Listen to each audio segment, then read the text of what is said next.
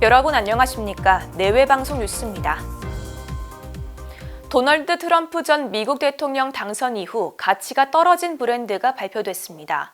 우리 시각으로 오늘 뉴욕타임스의 보도에 따르면 뉴욕 맨해튼에 있는 트럼프 브랜드 콘도미니엄 7채의 단위 면적당 가치가 평균 23% 하락했습니다.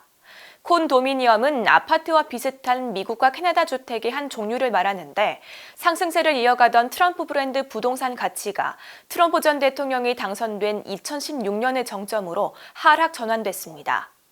트럼프 전 대통령의 차남이자 트럼프 그룹의 실제 경영자인 에릭 트럼프는 우리 건물이 전 세계에서 단위 면적당 가장 비싼 값에 팔린다는 사실에는 변함이 없다고 반박했습니다.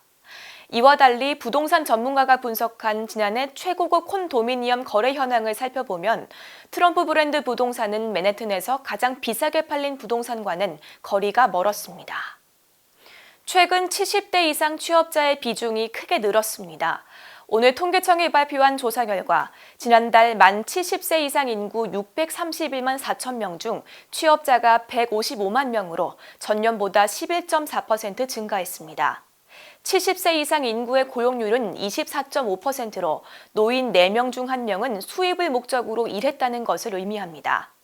70세 이상 취업자가 가장 많이 일하는 산업은 농업과 임업 분야로 전체 취업자의 30%를 차지했습니다.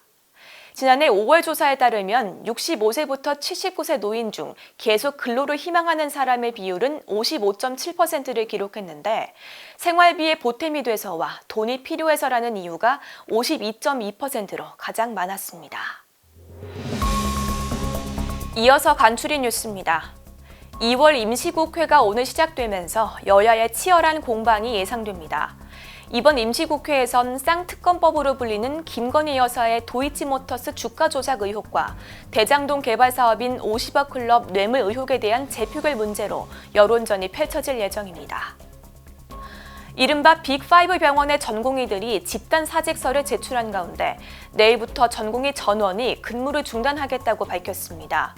전국 수련병원에서 근무하는 전공의는 13,000명으로 전공의들이 한꺼번에 진료 현장을 떠나면 의료 공백 등 환자들에게 피해가 발생할 것으로 우려됩니다. 유럽연합이 애플에 벌금 약 7,200억 원을 부과할 방침입니다.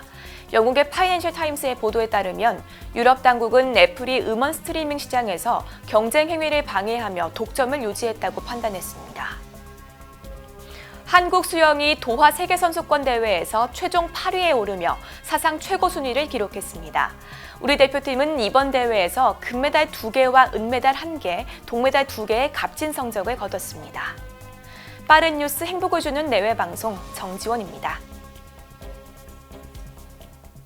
안녕하십니까, 정지원입니다. 좀 더 빠른 소식을 원하신다면 오른쪽에 있는 구독하기 버튼을 눌러주시기 바랍니다. 알림 설정까지 완료하시면 영상이 올라오는 즉시 확인하실 수 있습니다. 저희 내외방송을 시청해주셔서 정말 고맙습니다.